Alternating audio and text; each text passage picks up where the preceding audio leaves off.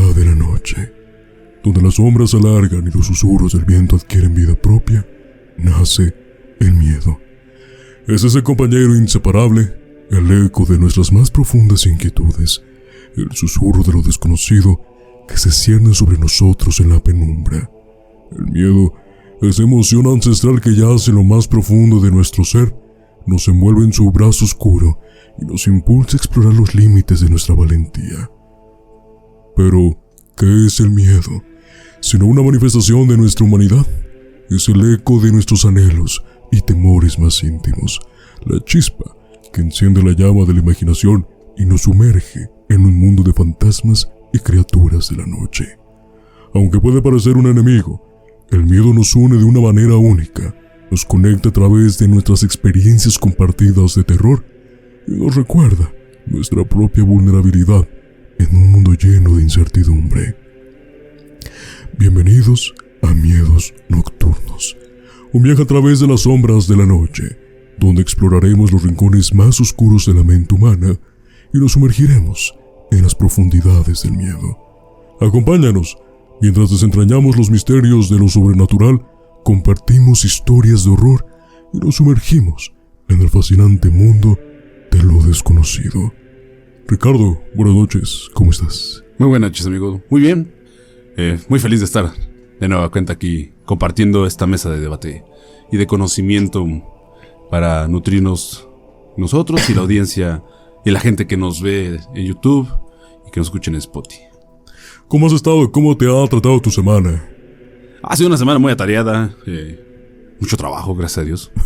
Gracias a Dios. Pues nada, aquí estamos. Hoy sí quise venirme un poco elegante porque me comentaron que el tema de hoy está inquietante. Está inquietante, sí. Entonces, vamos a darles un tema que espero que sí llene mis expectativas, amigo. Pues para el día de hoy, tanto para ti, Ricardo, como para nuestra audiencia, traigo un tema que sí va ad hoc para la temporada, para la fecha en la que estamos. Es que no sé cómo describirlo, así es un tema muy interesante. Pero para no alargar lo demás, hoy vamos a hablar de la Santa Inquisición. Ricardo, ¿qué sabes tú de la Santa Inquisición? Primera, que estaban todos paranoicos y locos. Ok, eso es una. Sí, más que nada es eso. Segunda, que es una de las peores atrocidades que ha tenido la humanidad. Como yo lo he venido sintiendo desde que ya tengo más conocimiento de esto, la religión en manos de unos locos es lo peor que le puede pasar a la humanidad. Independientemente de la religión, ¿no? Creo que hay gente con poder. Sí, exacto. Y es que también tienes un poder sobre los demás. Y como tu palabra es inmaculada, por decirlo así, porque así se veía en la Santa Inquisición, es peor cuando estás sosegado de poder, ¿no? O sea, no sabes qué hacer. Estás ciego de todo lo que tu raciocinio te queda de ver ya, ¿no? Cuando te sientes apoderado, y más cuando es en nombre de alguien más poderoso que nosotros. Claro, que es lo único que tiene que existir como régimen en el mundo, ¿no? Exactamente. Pues hoy, Ricardo, es un tema que, es bastante interesante. Hoy no vamos a hablar como tal de la historia de la Inquisición, o sea, para introducirnos al tema, sí. Pero más que nada, van a ser leyendas de la Inquisición. Okay. Algunas historias que tal vez para nosotros hoy en día suenen un poco exageradas, o tal vez normales ya por el tiempo, pero que en ese momento eran signo de irte a la hoguera, eran signo de un castigo, eran signo de una ejecución pública. Entonces, todas estas historias no tendrían que ocurrir, pero pues lamentablemente son parte de nuestra historia, y principalmente de una institución tan grande como la Iglesia, que sin duda tendrá colores llamativos, pero la sangre es uno de ellos. Sí, de hecho, todas las religiones sin duda están manchadas por algo o por mucho de sangre. Totalmente de acuerdo, Ricardo. Pues vamos a introducirnos un poco en lo que es la historia de la Santa Inquisición, para que tengamos un poquito de contexto. Como ustedes saben, la Inquisición fue un instrumento destinado a perseguir y castigar la herejía, es decir, todo lo que significara poner en tela de juicio de la doctrina cristiana. Hasta principios del siglo VII, las autoridades eclesiásticas se habían conformado con penas canónicas, la peor de las cuales era la excomunión. Pero, de repente, se vieron enfrentados a la herejía cátara. ¿Qué es la herejía cátara? Pues consiste en su rechazo a los principios cristianos de la redención del hombre por el advenimiento de Cristo a la tierra y su rechazo a los sacramentos. Para los cátaros, el cuerpo de Cristo ha sido creado por el demonio, que amenazaba los fundamentos mismos del mundo cristiano, y a partir de ese momento se consideraron necesarias medidas más radicales. En el año de 1184, los obispos fueron invitados a que visitaran su diócesis para descubrir a los herejes. Más tarde, en 1231, se instituyó un tribunal permanente de excepción, el llamado Tribunal de la Inquisición. Dependiendo de manera exclusiva de la Santa Sede, se le dotó con todos los poderes de investigación y de procesamiento. A los herejes, el edicto de gracia les concedió un mes para librarse del castigo. Pasado de este plazo, la justicia actuaba. Si al término de un agobiante interrogatorio el culpable denunciaba, se negaba a confesar, se recurría a la violencia. A partir del siglo VIII, se sometía también a tortura a los herejes. Finalmente, y tras la correspondiente liberación de un jurado de clérigos o de laicos, se pronunciaban las penas, que iban acompañadas siempre por la destrucción de la vivienda del condenado y la confiscación de sus bienes. Perdón, era siglo XIII. Me equivoqué. Ok. Es muy difícil luego incurrir a estas fechas. Sí, claro. ¿Sabes? Porque no estoy común a mencionarlas. Sí, es que aparte son fechas muy complicadas, ¿no? Muy complicadas, sobre todo. Para todo esto, nadie podía escapar de los inquisidores. Al principio algunas faltas, tales como el adulterio, la usura e incluso la lectura de la Biblia por personas que no fueran clérigos, podían considerarse como pruebas de herejía. Pero por decisión de Juan XXII se designó una nueva clase de víctimas. Todos los sospechosos de practicar magia y la brujería serían condenados. En el año de 1252, el Papa Inocencio IV autorizó la utilización de la tortura por los tribunales de la Inquisición, con una sola restricción: debía evitarse la mutilación y la muerte. Los suplicios eran múltiples: el potro, el agua, la garrucha. Para los que no sepamos qué es la garrucha fue en su modalidad de tortura, que consistía en atar las manos del condenado a la espalda y tras esto izarlo lentamente mediante una polea normalmente situada en el techo. Luego se le dejaba caer con violencia, pero sin que llegara a tocar el suelo. O que se terminaba lastimando hacia atrás. Exactamente. Okay. Aunado de esto, pues carbones ardientes también como parte de la tortura. Pero una puesta en escena sobrecogedora contribuía a menudo a hacer confesar al acusado antes incluso de que diera comienzo la sesión. La práctica de la tortura llegó a cobrar tal amplitud que en el año del 1311 Clemente V se vio obligado a limitar los abusos. Según las reglas, podía ser juzgada toda persona de sexo masculino de más de 14 años de edad y de género femenino de más de 12 años.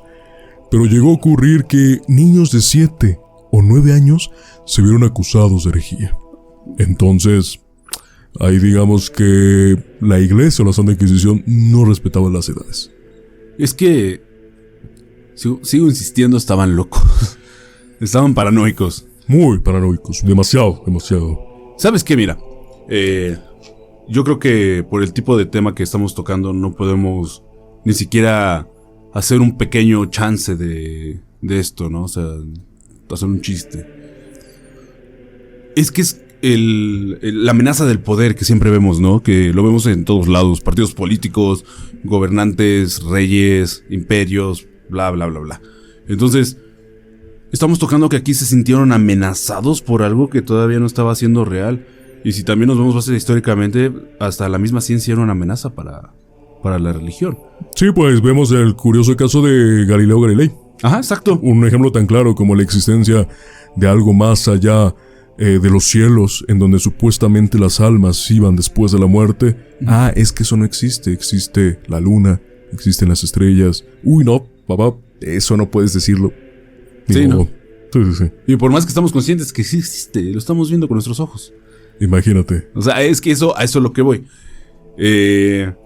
Tratas de atentar contra una idea que nos vendieron como 100% real, basada en un libro que fue hecho varios siglos atrás y bueno, miles de años antes, en ese momento. Entonces, ¿cómo crees que se sentía la gente poderosa de la iglesia, de la religión, los que estaban al frente, de decir, ok, si esto es real o resulta ser real, y la gente empieza a creerlo, va a dejar de venir, o va a dejar de darme el diezmo, o va a dejar de dar una contribución, o va a dejar de hacer cosas porque yo se lo pida, ¿no? Sí, totalmente de acuerdo en eso. Debemos tener el poder absoluto, y a pesar de que la religión, o supuestamente la iglesia, tiene que brindar esperanza y fe, no, aquí para que no nos abandones, te vamos a infundir miedo. Exactamente. Entonces, y vaya forma en que lo hicieron. Por otro lado, retomando el tema de las edades, el testimonio de un niño podía ser tomado en consideración desde el momento en que fuera capaz de recitar el Pater Noster, o sea, el Padre Nuestro. Por eso te digo, ya las limitaciones de edad solamente eran un número, porque realmente no existían. Okay. ¿Sabes? Hasta finales del siglo XV, judíos, musulmanes y católicos vivieron en España en relativas buenas relaciones. Pero con la llegada de los reyes católicos terminó la era de la tolerancia. Puesto bajo control real, la Inquisición se convertiría en un instrumento de unificación religiosa y política del país. Ya no nos estamos metiendo con temas solamente de creencias, sino que ya son parte de las decisiones del día a día. Temas políticos completamente. Exacto. Musulmanes y judíos debieron elegir entre el exilio y la conversión. Pero sobre todo, así en el siglo XVII, la Inquisición se dedicó a perseguir el protestantismo. ¿Qué es el protestantismo? Es una de las 3 grandes ramas de la religión cristiana, junto con el catolicismo y la ortodoxia. Se trata de una corriente que abarca alrededor del 37% de la feligresía cristiana y que reúne bajo el mismo nombre un conjunto muy diverso de iglesias cristianas sin que exista entre ellas una autoridad suprema ni una unidad estructural. Las distintas doctrinas que integran el protestantismo, al igual que el catolicismo y la ortodoxia, profesan la fe en Jesús de Nazaret como el Mesías anunciado en las antiguas escrituras hebreas, así como la devoción por la Biblia y la identificación con la cruz. Pero al mismo tiempo presentan un conjunto de notorios de diferencias, como el rechazo al santoral católico, a la idea del celibato del sacerdocio y en especial a la autoridad religiosa del Papa y el Vaticano. Sobre todo, también se empezaron a seguir a muchos musulmanes y a muchos judíos, porque obviamente, repito, era el exilio o la conversión. Muchos obviamente elegían la conversión, pero era una conversión de mentiras.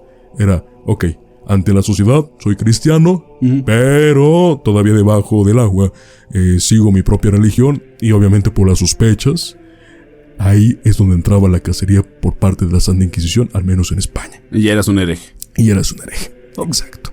Básico. Para finalizar, como era de suponerse, la Santa Inquisición, al igual que muchos movimientos cristianos y paganos, estuvo inmersa en leyendas, historias y hasta mitos. El día de hoy, como se los dije desde el principio, vamos a revivir algunas historias que se vivieron en la época más oscura de la religión. Antes de empezar a contar esas historias, recalquemos que nosotros, como país conquistado, como parte de México, tenemos muy claro que tal vez la Santa Inquisición tuvo su origen en España. Sí, claro. Tuvo apogeo en España. Sin embargo, en gran parte de Europa, la Santa Inquisición estaba en cada país. Sí, tenían su delegación, ¿no? Como aquí eran virreinatos, aquí había la Inquisición de la Nueva España, ¿no? Obviamente también en México, con el tiempo, la Santa Inquisición también estuvo aquí, pues obviamente por parte de que era un país conquistado. Sí, claro. Y obviamente tenía que estar. Vamos a empezar con la primera historia. Es una historia corta, pero nada más para que se den cuenta cómo era la situación en aquellos ayeres. La primera historia que les voy a contar se llama La clarividente Lucrecia. Uno de los juicios más famosos de la Inquisición española fue contra la clarividente Lucrecia de León. Nacida en Madrid en 1568, tuvo visiones desde su más temprana niñez. Más tarde, recibió ayuda financiera y alimento de amigos influyentes. Lucrecia predijo con exactitud la derrota de la Armada Invencible española, así como la muerte de algunos de sus jefes militares. Luego anunció que el rey Felipe II iba a ser asesinado delante de las murallas de Toledo. Pero como nada ocurrió en esa fecha que dijo, la Inquisición la detuvo, y también a los que la apoyaban. Lucrecia fue azotada brutalmente y condenada a servir durante 2 años en un hospital para niños sin hogar en Toledo. Aunque la Inquisición Católica de España era considerada por algunos como demasiado débil en el tratamiento de la brujería, alardeaba contra los inconformes, los judíos, los reformistas y las clases ilustradas de la época. Gracias a las normas de la Inquisición, Lucrecia no fue ejecutada, sino simplemente fue enjuiciada con un castigo menor. ¿Tan menor que no va a ser a servir? Sí, recordemos, esa es la historia, podríamos decir que un tanto estúpida por la forma en que se dio. Uh-huh. Y sí nos damos cuenta que al menos en la Inquisición Católica Española era muy blanda a comparación de las siguientes historias que te voy a contar. Sí, claro, esta es más light. Sí, las siguientes de plano ya son más pesadas y deja la Inquisición Española como la más, no sé, la mejor parada, tal vez. Sí, pues sí. Podemos decirlo. Eran unos buenos torturadores. Exacto. La siguiente historia que te voy a contar es la de Santa Juana de Arco. Ok. Esta es muy triste, es demasiado triste, y ahorita van a entender el porqué. Una de las leyendas más conmovedoras de la Inquisición es sin duda alguna la de Juana de Arco, o mejor dicho, Santa Juana de Arco. Su historia es digna de admiración, y algunos aseguran que su juicio fue, al igual que muchos de aquella época, injusto. Juana de Arco nació en el año de 1412. Durante gran parte de su corta vida, cuidó las ovejas de su padre y alardeaba de que cosía y tejía tan hábilmente como cualquier dama de Rouen. Pero a los 16 años abandonó su pueblo para ir a la corte real, animando primero a los dirigentes de su patria y después a los soldados a levantarse contra sus adversarios, los ingleses y los borgoñones. Juana de Arco afirmaba que la guiaban voces y visiones de ángeles y santas. A los 13 años comenzó a tener visiones y a oír las voces de San Miguel, Santa Catalina y Santa Margarita. Esos santos les habrían indicado, en nombre de Dios, la misión que debía seguir: levantar el sitio inglés sobre Orleans y coronar a Carlos VII como rey de Francia, en la ciudad de Reims, donde tradicionalmente se coronaban a los reyes franceses. A los 17 años, lideró parte del ejército francés que expulsó a los ingleses de Orleans y consiguió que se llevara a cabo en Reims la coronación de Carlos VII como rey de Francia. En 1430, durante una batalla, Juana, ya conocida como la doncella de Orleans, lamentablemente cayó prisionera y fue entregada a los ingleses, quienes la sometieron a un juicio largo y regular en el que fue encontrada culpable de herejía. Obviamente, esto fue una estrategia bastante baja y sucia. Esta versión tenía como objetivo vender a Carlos VII como seguidor de esta criatura maligna, para así desprestigiarlo frente al pueblo. Hasta el momento de morir, a los 19 años, no pasó un día sin que oyera voces y nunca le fallaron cuando pedía ayuda. En su juicio, tras un interrogatorio riguroso y extenso, los jueces decidieron que las figuras visionarias eran demonios disfrazados para inducirla a pecar. Al negarse a aceptar el veredicto, fue declarada hereje y entregada a la autoridad secular. Las voces dieron a Juana un notable don para las profecías, pero en algo parecen haberla engañado. Juana le dijo a sus jueces que las voces le habían dicho que se salvaría, pero fue quemada en el mercado de Rouen el 30 de mayo de 1431. Imagínate, fuiste heroína de Francia, fuiste la guerrera más poderosa, liderando ejércitos de más de 5,000 hombres, para que tu final haya sido esa a los 19 años de edad. Y bueno, esa historia de por sí es fascinante. Muy fascinante. Porque si te pones al contexto histórico, es de las primeras mujeres influyentes en el mundo. Sobre todo eso. Sí, o sea, y aparte de su edad, porque tenía un raciocinio muy cabrón para estrategia militar. Sí, imagínate, para que en un principio Carlos VII sí no la tomaba en serio. para nada. Era como, tú niña, ¿qué me vas a venir a decir? Yo soy aquí el que manda. Pero cuando empezó a ver las habilidades que justamente tú estás mencionando, esta habilidad no solamente de batalla, sino estratégica, fue cuando poco a poco empezó a hacerse camino en Francia. Y vaya, una de las líderes de personas pues más influyentes en esa época y que todavía es digna de contar la historia. Y es que el problema con ella, su único error fue haber estado al frente. Estado al frente y sobre todo mencionar lo de las voces. Pero fíjate que la historia de Santa Juana de Arco, con el paso del tiempo tal vez, sí le dio su lugar. Lamentablemente pues ya no le tocó vivirlo. Pero su vida no solamente fue una leyenda, sino ella misma lo fue, ya que el 7 de julio de 1456 rehabilitaron su historia, permaneciendo como el símbolo imperecedero de la juventud dotada de coraje y la valentía necesarios para liberar a la patria sometida. Este destino triste e injusto empujó al Papa Calixto III a revisar su proceso de ejecución, siendo beatificada y canonizada siglos más tarde, en el año de 1920, el mismo en que fue proclamado patrona de Francia, país por el que dio la vida. O sea, sí tuvo no una redención porque no fue su culpa al final del día, Sí, exacto. sino que la misma historia la puso en el lugar que siempre tuvo que estar. Incluso hay una película de ella. O sea, a tales grados. Y hoy en día pues sirve como una figura de inspiración para muchas mujeres. Sí, de hecho esas figuras que da gusto contarlas, contarlas en el contexto de lo que fue. Sí. Desgraciadamente le tocó una época de locos. Sí, pero vaya, no sé. Varias de estas historias no son justas. Sí. Y lamentablemente a ella le tocó perder. Y afortunadamente la historia le dio su lugar. Pero demasiado tarde, estamos hablando de 1920. Sí, O sea, exacto. mucho tiempo después. Demasiado tiempo. La siguiente historia que te voy a contar se llama Viajes Nocturnos. Aquí hay muy buen jugo de dónde sacar, porque sí hay una explicación bastante buena sobre este tema.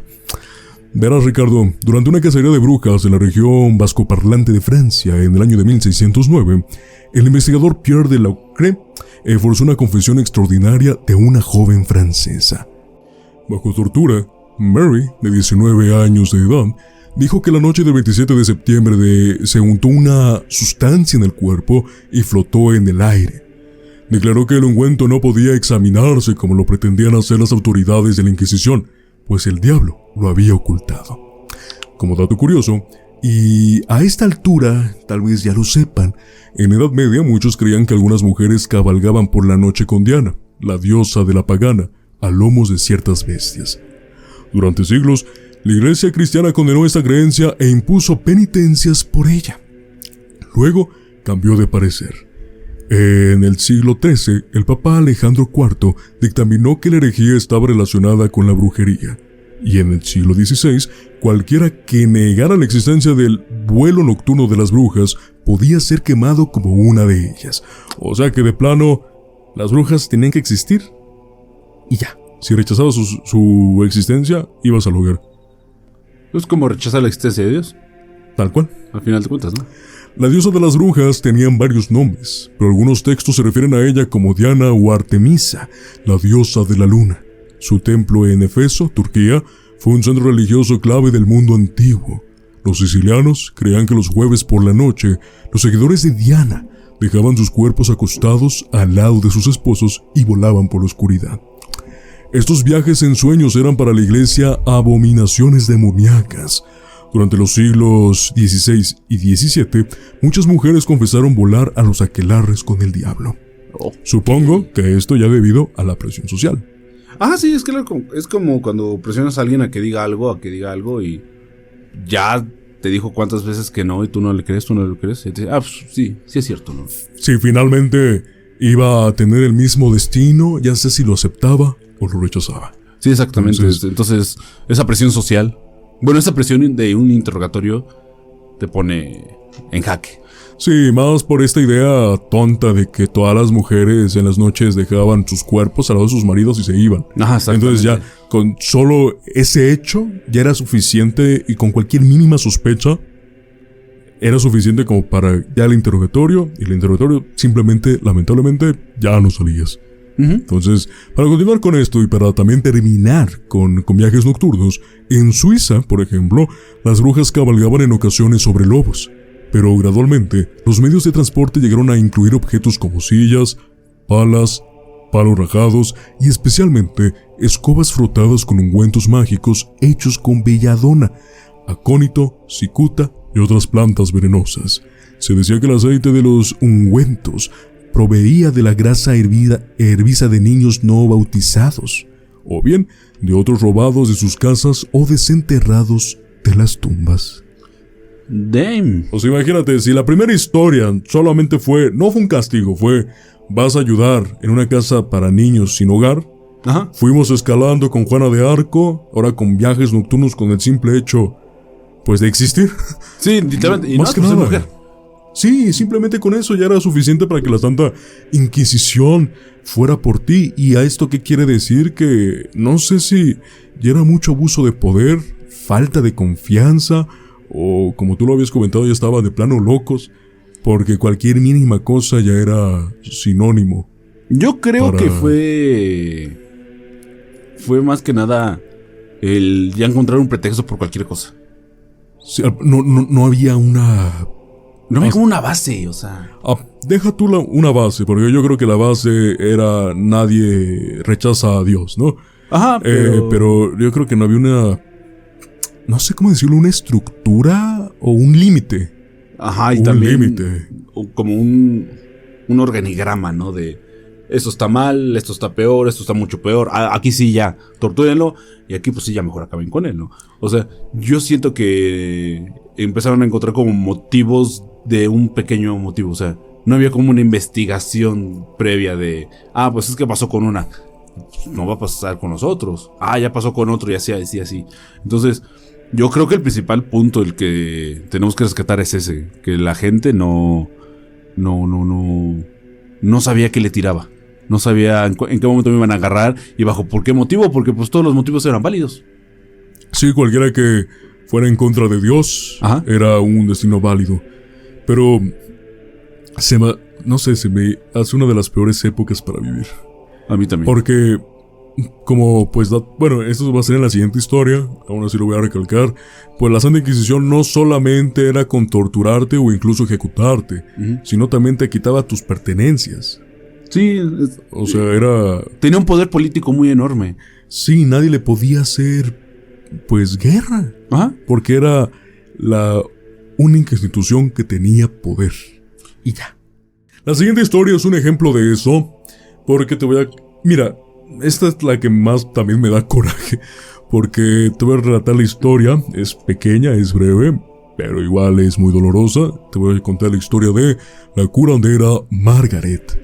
Okay. La iglesia medieval consideraba que las plegarias, las reliquias, los santos, el agua bendita, la Biblia y la hostia tenían poderes mágicos de curación, pero los curanderos hicieron un mal uso de estos poderes. En 1528, Margaret Hunt confesó que recetaba jugos de hierbas combinados con plegarias. ¿Qué queremos decir con esto?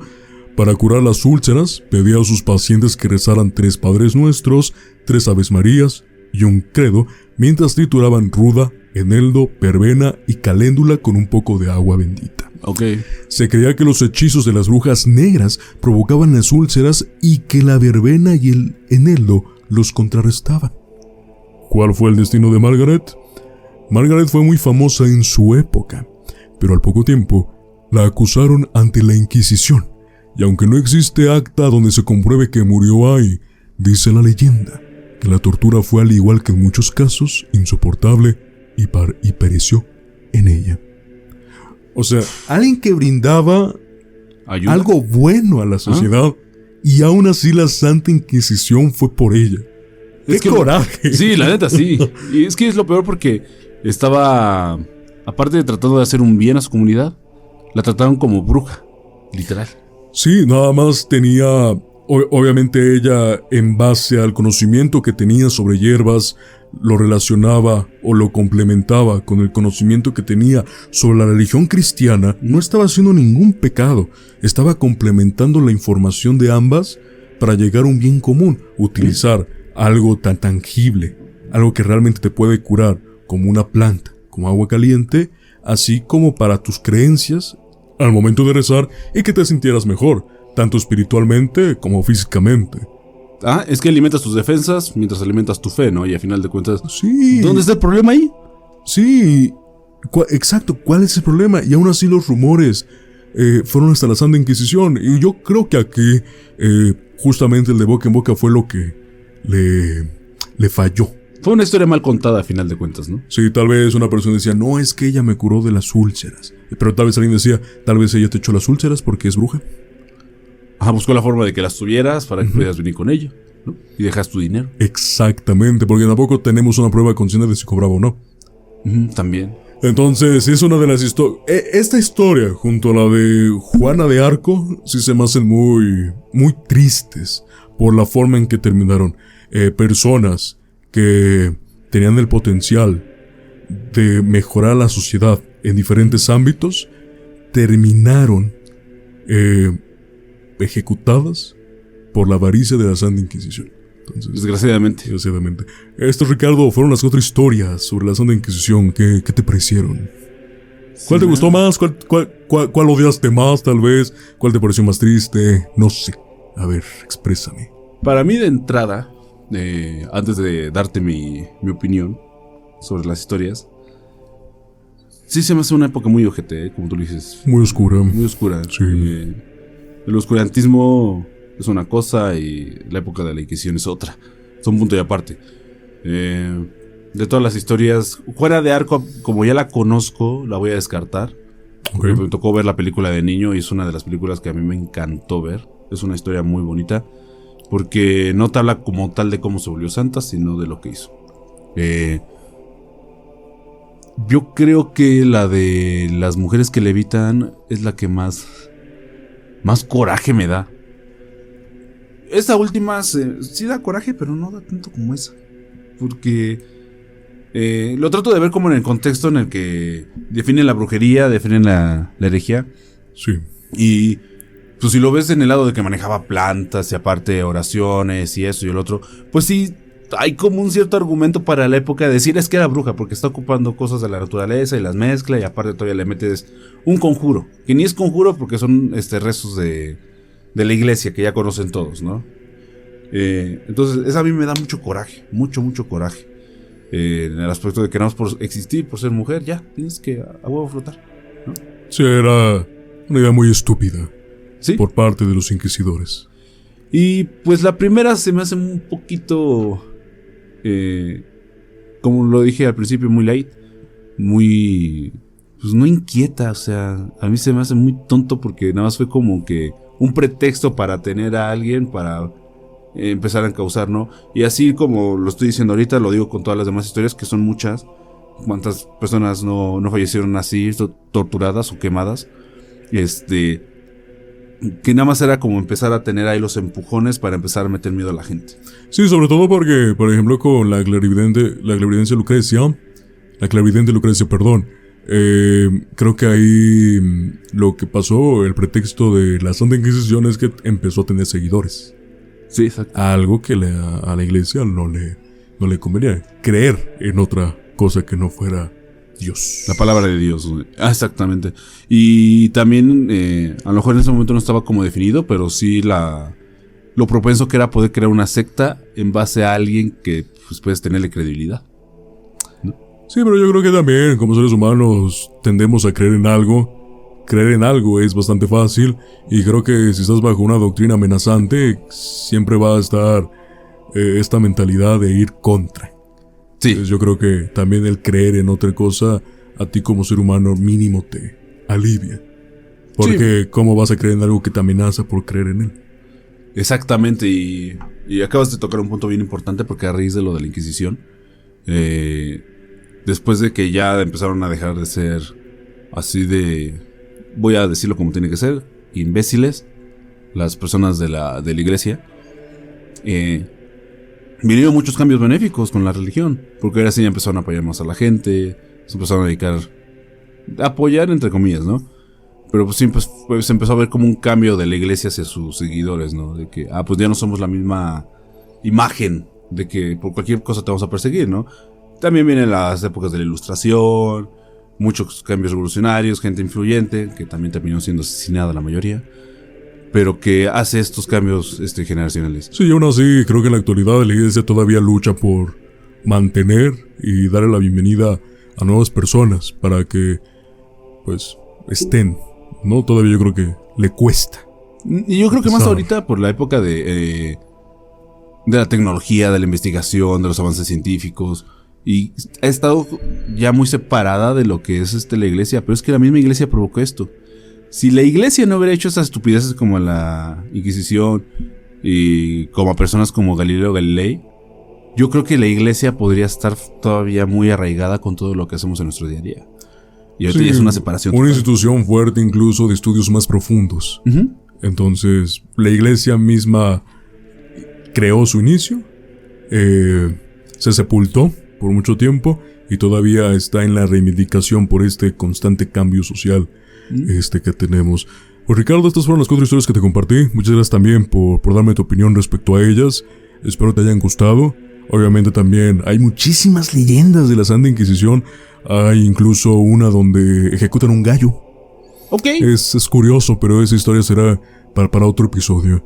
Pues mientras tanto, ¿algo más que desees agregar? Recemos, literalmente recemos porque no vuelve a existir otra Inquisición en estos días, ¿no? Ojalá. Y que no sea ni política ni... Sí, religiosa. Sobre todo eso. Pues Ricardo, pues eso fue el episodio de hoy de Leyendas de la Santa Inquisición. Te veo la próxima semana con otro tema que sea igual de interesante como los que hemos tocado hasta ahora. Así que, Ricardo, muy buenas noches. Muy buenas noches, amigo, y muy buenas noches a todos.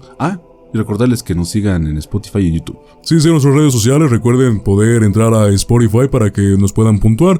Y obviamente que el podcast sea recomendado por la misma plataforma y lleguemos a más gente para que nos escuchen. Así que no se olviden, nuestras redes sociales están apareciendo en la descripción del video. Sin más que decir, nos vemos la próxima semana con un episodio más dentro de lo desconocido. Así que, muy buenas noches.